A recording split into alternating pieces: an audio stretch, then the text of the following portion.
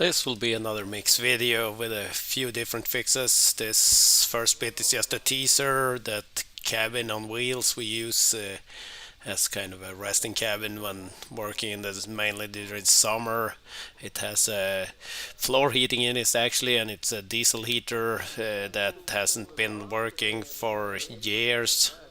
So we have used as a kerosene heater, but that's not really super easy because if you leave it on, it's too hot. And this one you have a timer and can have it start so the cabin is hot when you get back from working and come back all sweaty. This one we got up and running by now, and it will be covered in the upcoming video.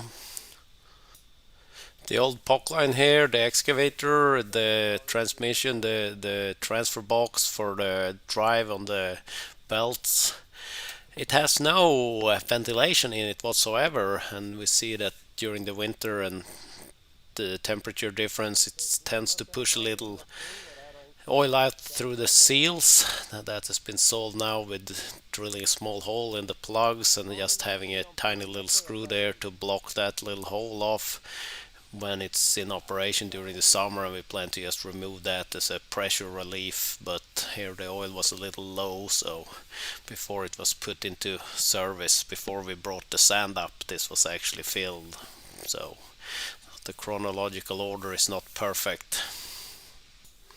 Walked by the trailer with the crane for the tractor that was in service a little this winter, collecting what was processed along the road, and it's also been in use around the firewood processing.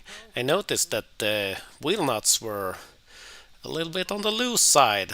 This is as I found it. And they're also on there the wrong way, and neither me or nor my dad can recall when this wheel was off the last time, but apparently the nuts were put on backwards and hopefully tightened at some point, but who knows? We both have bad memory at times, so at least nothing seemed to have taken any serious damage from being a bit loose, so we undid them all and tightened them the correct way. We also double checked all the other wheels on it, but they were all nice and tight, so what has happened here, we are not really sure, but that's it about that. The wood processing machine was used. We were finished with everything we were going to work with, so that one was packed up and ready to be returned. It was a little bit tricky getting things to line up, and we misplaced a few things here and had to revert back a little. But all went pretty well packing it up. It was brought closer to the garage to be able to get some compressed air and do a cleanup and return it in a nice condition. We had also had to remove the fender to be able to access powering with a PTO shaft from a tractor rather than the electrical motor it also has, so that had to be put back on there, but it's simple, just 3 bolts holding it. And here comes the reason for the title of this video. My neighbor, the closest neighbor, not too far, well, quite far away, down by the main road where I have my mailbox, he had snagged it while clearing snow. He has an old Volvo BM 650 tractor with a front loader and a bucket and a blade on the rear for the winter. He had offered to buy a new mailbox, but I thought it didn't look that bad, so I figured we would try to fix it. Some hammering, straightening it out a little, remove the lid. Now we added some reflective markers so he will see it better in the future. The inside was also reinforced with some wooden pieces before the lid was screwed back on. It was like tack welded in place before, but now it's held together with pop rivets and screws for now. It's good enough to work. One of the lights in the garage, it's some cheapo Chinese LED things.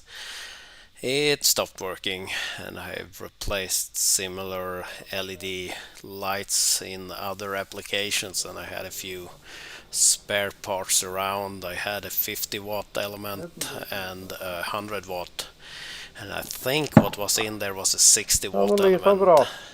We tried installing one of the 50-watt elements.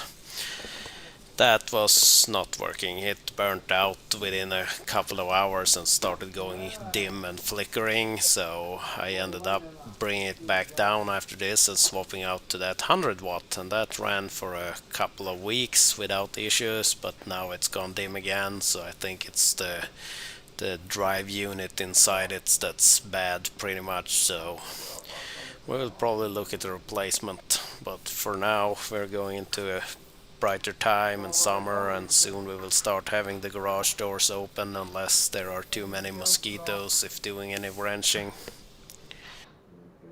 And lately there have been some wrenching on some machines that are not used for the forest. Not much, at least. It happens that I take the motorcycle out when doing something out there, but mainly we use the three-wheelers. They have also been needing some work, some carb work. One had found that was running rough last summer, and have had a few other issues with some one-way bearing thing causing issues, but that was replaced with a cheapo aftermarket part that did not sort the issue out. Now it's been a new Honda, genuine, expensive one-way bearing, but for now it looks good. We have started using the three-wheelers. I have three of these KTM motorcycles that need a big service with valve check and oil, and also found one of them needing a balancer shaft. The three-wheelers, the motorcycles, I will not cover in detail in any video. There are plenty of videos already on YouTube regarding them. But I'm just letting you know I'm staying busy even if I'm not posting videos all the time. If you've made it this far and actually watched the video, don't hesitate to comment. If you have any questions, I will try my best to reply. And if you're just satisfied watching the video, I hope you have a great day. Stay safe.